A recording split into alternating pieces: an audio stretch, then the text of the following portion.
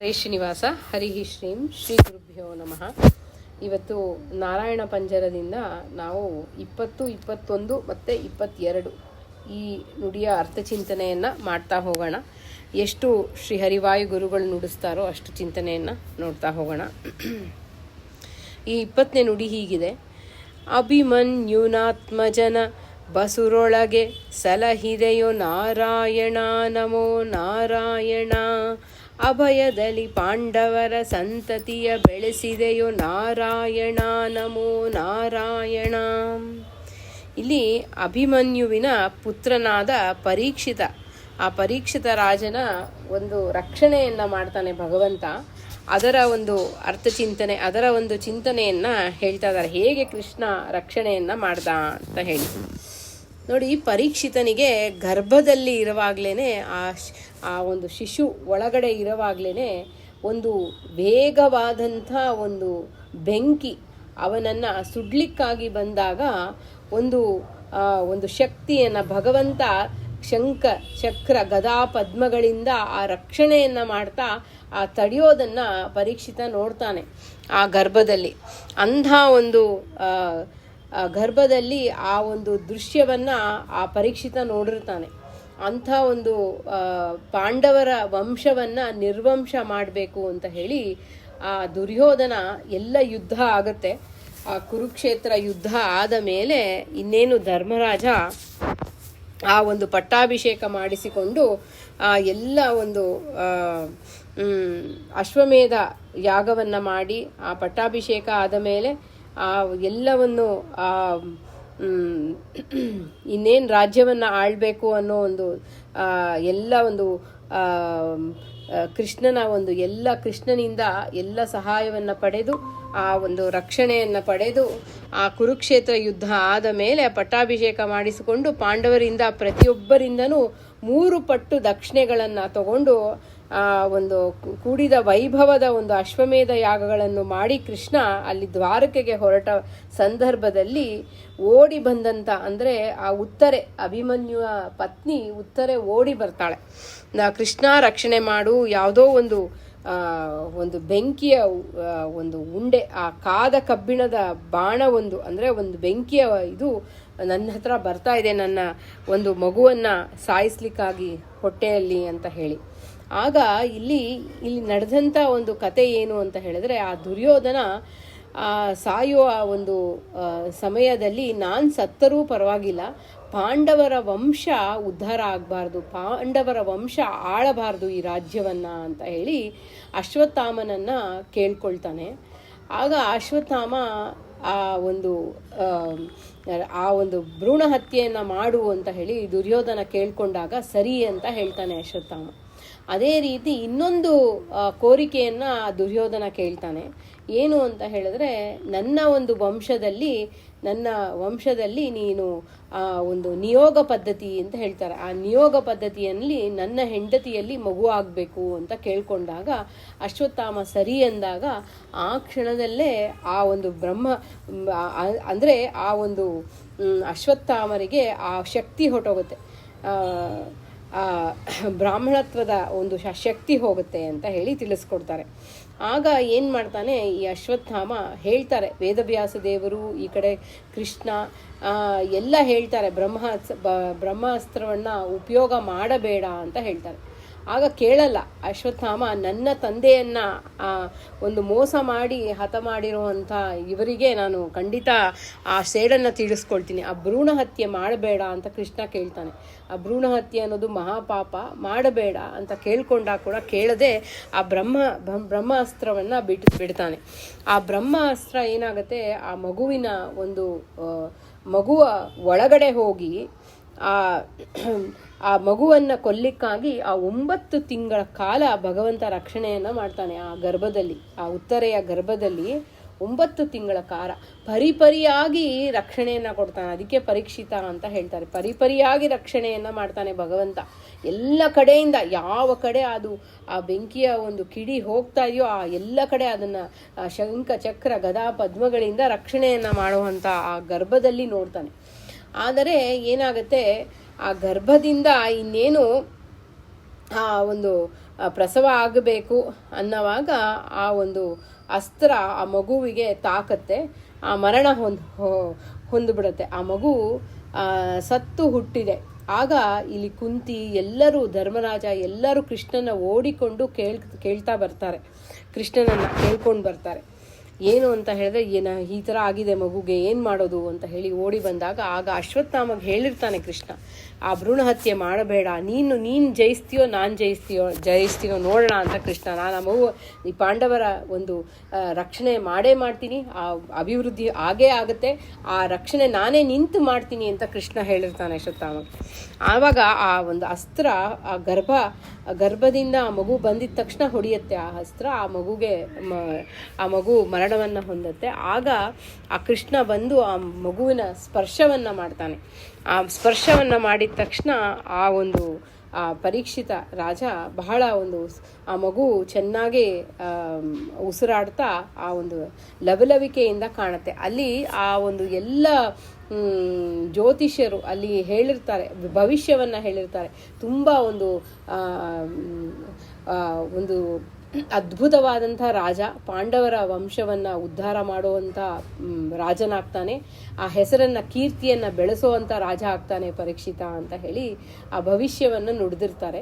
ಆದರೆ ಒಂದು ತಕ್ಷಕನಿಂದ ಹಾವು ಕಚ್ಚಿ ಸಾವು ಬರುತ್ತೆ ಪರೀಕ್ಷಿತನಿಗೆ ಅಂತ. ಅದಕ್ಕೆ ಆ ಪರೀಕ್ಷಿತನಿಗೆ ಎಲ್ಲ ಕಡೆ ಭಯ, ಯಾವಾಗೂ ಭಯ ಕಾಡ್ತಾ ಇತ್ತಂತೆ. ಇಲ್ಲಿ ಹಾವಿದ್ರೆ ಏನು, ಅಲ್ಲಿ ಹಾವಿದೆ. ಆದರೆ ಆ ವಿಧಿ ಹೇಗಿದೆ ಅಂದರೆ, ಆ ಪರೀಕ್ಷಿತ ಅಲ್ಲಿ ಹೋಗಿ ಆ ಒಂದು ಶಮೀಕರ ಆಶ್ರಮಕ್ಕೆ ಹೋಗಿ ತುಂಬ ಬಾಯಾರಿಕೆ ಆಗೋಗಿರುತ್ತೆ. ಆ ಬಾಯಾರಿಕೆಯಲ್ಲಿ ಆ ಹಶು ಆಗಿರುತ್ತೆ. ಮನುಷ್ಯನ ತಲೆ ಕೆಡತ್ತೆ ಅಂತ ಹೇಳೋದಕ್ಕೆ ಹಶು ಆದರೆ ಆ ಕ್ಷಣದಲ್ಲಿ ಇನ್ನೇನು ಕಲಿಯುಗ ಪ್ರವೇಶ ಆಗ್ತಾ ಇದೆ. ಆ ಸಮಯದಲ್ಲಿ ಆ ಶಮೀಕರ ಮೇಲೆ ಸತ್ತಾವನ್ನು ಹಾಕಿದಾಗ ಆ ಶೃಂಗಿ ಅಂತ ಹೇಳಿ ಅಲ್ಲೇ ಆಟ ಆಡ್ತಾ ಇದ್ರು ಚಿಕ್ಕ ಹುಡುಗ, ಆ ಸ್ನೇಹಿತರೆಲ್ಲ ಹೋಗಿ, ಆ ಋಷಿ ಪುತ್ರರೆಲ್ಲ ಹೋಗಿ ಹೇಳ್ತಾರೆ, ನಿನ್ನ ತಂದೆ ಮೇಲೆ ಹೀಗೆ ಪರೀಕ್ಷಿತ ರಾಜ ಈ ರೀತಿ ಸತ್ತ ಹಾವನ್ನು ಹಾಕಿದ್ದಾರೆ ಅಂತ ಹೇಳಿ. ಆಗ ಆ ಕ್ಷತ್ರಿಯರು ಬ್ರಾಹ್ಮಣರ ಮನೆ ಕಾಯೋ ಒಂದು ಕುನ್ನಿಗಳು, ಇಂಥವರು ನಮ್ಮ ತಂದೆಗೆ ಇಷ್ಟೊಂದು ಅವಮಾನವನ್ನು ಮಾಡ್ತಾರಾ ಅಂಥೇಳಿ ಆ ಶಮೀಕರ ಮಗ ಶೃಂಗಿ ಈ ಒಂದು 7 ದಿನದಲ್ಲಿ ತಕ್ಷಕ ಅಂದರೆ ಹಾವು ಕಚ್ಚಿ ಸಾಯಲಿ ಅಂತ ಹೇಳಿ ಶಾಪವನ್ನು ಕೊಡ್ತಾರೆ ಪರೀಕ್ಷಿತ ರಾಜನಿಗೆ. ಹಾಗೆ ಆ ಪರೀಕ್ಷಿತ ರಾಜ ತಕ್ಷಣ ಆ ಒಂದು ತಪ್ಪನ್ನು ಅರಿತು ಏನು ಮಾಡ್ತಾನೆ, ಗೊತ್ತಾಗುತ್ತೆ ನಾನು ಮಾಡಿದ ತಪ್ಪು, ಎಂಥ ಕೆಲಸ ಮಾಡಿದೆ, ಇಂಥ ಒಂದು ದೊಡ್ಡ ಜ್ಞಾನಿಗಳಿಗೆ ನಾನು ಅವಮಾನವನ್ನು ಮಾಡಿಬಿಟ್ನಲ್ಲ ಅಂತ ಹೇಳಿ ತಿಳಿದು ಆ ಕ್ಷಣದಲ್ಲಿ ಜನಮೇಜಯನಿಗೆ ರಾಜ್ಯವನ್ನು ಕೊಟ್ಟು ಆ ಗಂಗಾ ತೀರಕ್ಕೆ ಹೋಗಿ ಆ 7 ದಿನದ ಕಾಲ ಸಾಧನೆಯನ್ನು ಮಾಡ್ಕೋಬೇಕು ಅಂತ ಹೇಳಿ. ಆಗ ತಕ್ಷಣ ಶುಕಮುನಿಗಳು ಬಂದು ಭಾಗವತ ಪ್ರವಚನವನ್ನು ಮಾಡ್ತಾರೆ.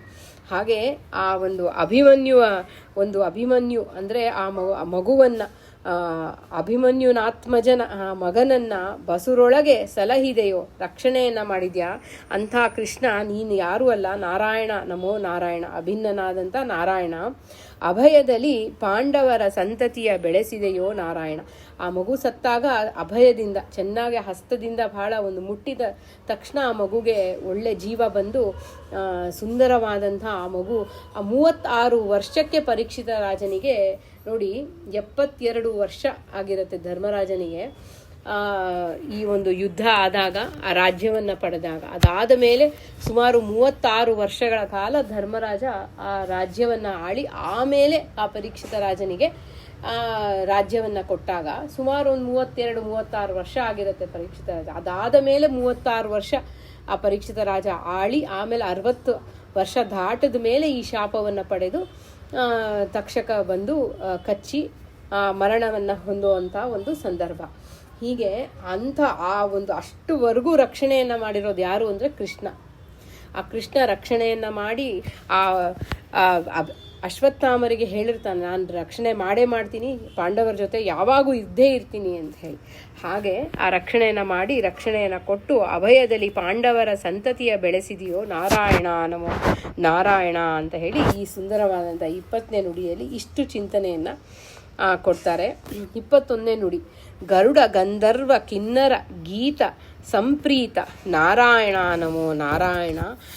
ಗರುವೆ ಲಕುಮಿಯ ಕೂಡ ಕ್ರೀಡಾಡಿದ್ರಿಯಲ್ಲಿ ಅದ್ರಿಯಲ್ಲಿ ಇರುವೆ ನಾರಾಯಣ ನಮೋ ನಾರಾಯಣ ಅಂತ ಹೇಳಿ. ಆ ಭಗವಂತ ಗರುಡ, ಗಂಧರ್ವ, ಕಿನ್ನರರು ಮಾಡಿದ ಸ್ತೋತ್ರದಿಂದ ತುಂಬ ಸಂಪ್ರೀತನಾಗ್ತಾನಂತೆ. ಯೋಗ್ಯಳಾದ ಅಂದರೆ ಲಕ್ಷ್ಮೀದೇವಿ, ಪ್ರಿಯಳಾದ ಲಕ್ಷ್ಮೀದೇವಿಯ ಜೊತೆಗೆ ವೆಂಕಟಾಚಲದಲ್ಲಿ ಇರುವ ನಾರಾಯಣ ರೂಪಿ ನಿನಗೆ ನಮಸ್ಕಾರ ಅಂತ ಹೇಳಿ ಇಲ್ಲಿ ತಿಳಿಸ್ಕೊಡ್ತಾ ಇದ್ದಾರೆ. ಅಂದರೆ ಗರುಡ ವೇದಾಭಿಮಾನಿ, ಅಂಥ ವೇದ ಸಾಮಗಾನವನ್ನು ಮಾಡುವಂಥ ಎಲ್ಲ ಒಂದು ದೇವತೆಗಳನ್ನು, ಆ ಮಂತ್ರಗಳನ್ನು ಅವನು ಸ್ವೀಕಾರವನ್ನು ಮಾಡಿ ಸಾಮಗಾನದಿಂದ ಸಂಪ್ರೀತನಾಗ್ತಾನಂತೆ. ಆ ಸಾಮಗಾನ ಅಷ್ಟು ಒಂದು ಕಿವಿಗೆ ಇಂಪನ್ನು ಕೊಡುತ್ತೆ ಅಂತ ಹೇಳ್ತಾರೆ. ಆ ಮಧ್ಯಾಹ್ನ ಕಾಲದಲ್ಲಿ ಸುಮಾರು ಎಲ್ಲ ದೇವತೆಗಳು ಸಾಮಗಾನವನ್ನು ಮಾಡ್ತಾರೆ ಅಂತ ಹೇಳಿ ತಿಳಿಸ್ಕೊಡ್ತಾರೆ. ಅಂಥ ನಾರಾಯಣ ಆ ಒಂದು ರೀತಿಯಾದಂಥ ಆ ಭಗವಂತ ಎಲ್ಲ ಒಂದು ಸಂಪ್ರೀತನಾಗಿ ರಕ್ಷಣೆಯನ್ನು ಮಾಡ್ತಾನೆ ಅಂತ ಹೇಳಿ ಹೇಳ್ತಾರೆ. ಹಾಗೆ ಗಂಧರ್ವರು ಗಾಯನವನ್ನು ಮಾಡಿ ಭಗವಂತನನ್ನು ಪ್ರೀತಿಪಡಿಸ್ತಾರೆ ಅಂತ ಹೇಳಿ ತಿಳಿಸ್ತಾರೆ. ಅದೇ ರೀತಿ ಆ ಕಿನ್ನರರು ಎಲ್ಲರೂ ಸೇವಕರಾಗಿ ಭಗವಂತನ ಸೇವೆಯನ್ನು ಮಾಡ್ತಾ ಸ್ತೋತ್ರವನ್ನು ಮಾಡ್ತಾರಂತೆ. ಹಾಗೆ ಪ್ರೀತಿಯನ್ನು ಪಡ್ಕೊಳ್ತಾರೆ ಭಗವಂತನದು ಅಂತ. ಆದರೆ ಪ್ರಿಯಳಾದಂಥ ಲಕ್ಷ್ಮೀದೇವಿ ಬಹಳ ಎತ್ತರದಲ್ಲಿದ್ದಾಳೆ. ಅಂತಹ ಲಕ್ಷ್ಮೀದೇವಿಯ ಜೊತೆಯಲ್ಲಿ ಶೇಷಾಚಲದಲ್ಲಿರುತ್ತಾ ಅಂತಹ ಶ್ರೀ ವೆಂಕಟೇಶನ ದೇವರನ್ನು ಭಜಿಸುತ್ತೇನೆ ಅಂತ ಹೇಳಿ ಶ್ರೀ ಪ್ರಸನ್ನ ವೆಂಕಟದಾಸರು ಇಲ್ಲಿ ತಿಳಿಸ್ತಾರೆ. ಲಕ್ಷ್ಮೀದೇವಿ ತಾನೇ ಸೇವಕಿಯಾಗಿ, ದಾಸಿಯಾಗಿ, ಭಗವಂತನ ಎಲ್ಲ ಆಭರಣಗಳಾಗಿ ಭಗವಂತನಿಗೆ ಸದಾಕಾಲ ಶ್ರೀಭೂ ದುರ್ಗಾ ರೂಪದಲ್ಲಿ ಇದ್ದು ರಕ್ಷಣೆಯನ್ನು ಮಾಡ್ತಾ ಇರ್ತಾಳೆ, ಯಾವಾಗಲೂ ರಕ್ಷಣೆಯನ್ನು ಮಾಡ್ತಾಳೆ ಅಂತ ಹೇಳಿ ತಿಳಿಸ್ಕೊಡ್ತಾ ಇದ್ದಾರೆ. ಇಷ್ಟು ಚಿಂತನೆಯನ್ನು ಈ 21ನೇ ನುಡಿಯಲ್ಲಿ ನಮಗೆ ತಿಳಿಸ್ಕೊಡ್ತಾ ಇದ್ದಾರೆ. 22ನೇ ನುಡಿ ಹೀಗಿದೆ: ಶಂಖ ಚಕ್ರ ಗದಾಬ್ಜ ಶ್ರೀವತ್ಸ ಶೋಭಿತನೇ ನಾರಾಯಣ ನಮೋ ನಾರಾಯಣ, ಸಾಂಖ್ಯ ರಹಿತಾಭರಣ ಅವ್ಯಾಕೃತನೆ ನಾರಾಯಣ ನಮೋ ನಾರಾಯಣ ಅಂತ ಹೇಳಿ. ಭಗವಂತ ಶಂಖ ಚಕ್ರ ಗದಾ ಕಮಲ ಶ್ರೀವತ್ಸಗಳಿಂದ ಶೋಭಿತನಾಗಿದ್ದಾನೆ ಅಂತ ಹೇಳಿ ಪ್ರಸನ್ನದಾಸರು ವೆಂಕಟದಾಸರು ತಿಳಿಸ್ತಾ ಇದ್ದಾರೆ. ಅಸಂಖ್ಯವಾದಂತಹ ಆಭರಣಗಳಿಂದ ಭೂಷಣ ನೆನೆಸಿದ್ದಾನೆ ಅಂತ ಹೇಳಿ, ಹಾಗೂ ಅವ್ಯಾಕೃತ ನೆನೆಸಿದ್ದಾನೆ ಅಂತ ಹೇಳಿ ತಿಳಿಸ್ಕೊಡ್ತಾ ಇದ್ದಾರೆ. ಭಗವಂತ ಎಲ್ಲ ಆಭರಣ ಅಂದರೆ ಎಲ್ಲ ಈ ಶಂಖಚಕ್ರ ಗದಾ ಪದ್ಮಗಳನ್ನು ಯಾಕೆ ಹಿಡಿದಿದ್ದಾನೆ ಅವನ ಕೈಯಲ್ಲಿ, ಅದು ಅವನಿಗಾಗಿ ಅಲ್ಲ, ಅವನು ಭಗವಂತನ ಭಕ್ತರ ರಕ್ಷಣೆಗಾಗಿ. ಅವನಿಗೆ ಅದರಿಂದ ಏನೂ ಆಗಬೇಕಾಗಿಲ್ಲ. ಆದರೆ ಭಗವಂತ ಅದನ್ನು ಯಾಕೆ ಹಿಡಿದಿದ್ದಾನೆ ಅಂದರೆ ಎಲ್ಲ ಜೀವರ ಭಕ್ತರ ರಕ್ಷಣೆಗಾಗಿ. ನೋಡಿ, ಶಂಖ ಅದ್ಭುತವಾದಂಥ ಲಕ್ಷ್ಮೀದೇವಿಯ ಒಂದು ಶ್ರೀರೂಪದ ಒಂದು ಅಭಿಮಾನಿಯಾಗಿದ್ದಾಳೆ. ಆ ಶಂಖೆ ಲಕ್ಷ್ಮೀದೇವಿ ಅಭಿಮಾನಿಯಾಗಿದ್ದಾಳೆ. ಅಂಥ ಶಂಖದಿಂದ ನಮಗೆ ಜ್ಞಾನವನ್ನು ಕೊಡ್ತಾನೆ ಭಗವಂತ. ಅದೇ ಚಕ್ರದಿಂದ ಚಕ್ರ ದುರ್ಗಾದೇವಿ ಅಭಿಮಾನಿಯಾಗಿದ್ದಾಳೆ. ಆ ದುರ್ಗಾದೇವಿ ಎಲ್ಲದಕ್ಕೂ ಎಲ್ಲ ಒಂದು ಪಾಪಗಳನ್ನು ನಾಶವನ್ನು ಮಾಡ್ತಾಳೆ. ಆ ಜೀವರ ಭಕ್ತರ ಒಂದು ಪಾಪಗಳನ್ನು ನಾಶ ಮಾಡ್ತಾಳೆ. ಹಾಗೆ ಗದೆ ವಾಯುದೇವರ ಅಭಿಮಾನಿಯಾಗಿದ್ದಾರೆ. ಆ ಜೀವರನ್ನು ಉದ್ಧಾರವನ್ನು ಮಾಡ್ತಾರೆ. ಅಂದರೆ ಲಿಂಗದೇಹ ಭಂಗವನ್ನು ಮಾಡಿ ಏನೇ ತಪ್ಪನ್ನು ಮಾಡಿದ್ರೆ ಅದನ್ನು ತಿದ್ದಿ ರಕ್ಷಣೆಯನ್ನು ಮಾಡ್ತಾರೆ. ಹಾಗೆ ಕಮಲ ಮೋಕ್ಷವನ್ನು ಕೊಡುವಂಥ ಒಂದು ಚಿಂತನೆಯನ್ನು ಕೊಡ್ತಾರೆ.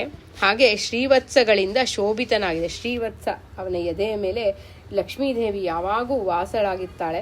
ಅಂಥ ಒಂದು ಲಕ್ಷ್ಮೀ ದೇವಿಯನ್ನು ಭಗವಂತ ಹೊತ್ತಿದ್ದಾನೆ ಶ್ರೀವತ್ಸದಿಂದ ಅಂತ ಹೇಳ್ತಾರೆ. ಅಸಂಖ್ಯ ಆಭರಣಗಳಿಂದ ಭೂಷಣ ನೆನೆಸಿದ್ದಾನೆ ಅಂತ ಹೇಳ್ತಾರೆ. ಭಗವಂತ ಎಲ್ಲ ಒಂದು ಕೌಸ್ತುಭ ಎಲ್ಲ ಭೂಷಣಗಳಲ್ಲೂ ದೇವತೆಗಳಿದ್ದಾರೆ. ಲಕ್ಷ್ಮೀದೇವಿಯ ಆಭರಣ ಆಗಿ ಆ ಭಗವಂತನ ಮೇಲೆ ನಿಂತಿದ್ದಾಳೆ ಅಂತ ಹೇಳಿ ತಿಳಿಸ್ಕೊಡ್ತಾರೆ.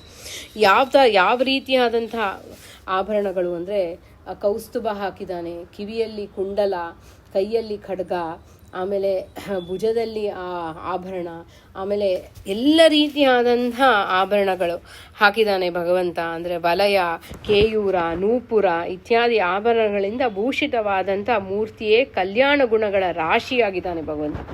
ಎಲ್ಲ ಕಲ್ಯಾಣ ಗುಣಗಳಿಂದ ತುಂಬಿರುವಂತಹ ಭಗವಂತ ನಿನಗೆ ನಮಸ್ಕಾರ ಅಂತ ಹೇಳ್ತಿದ್ದಾರೆ.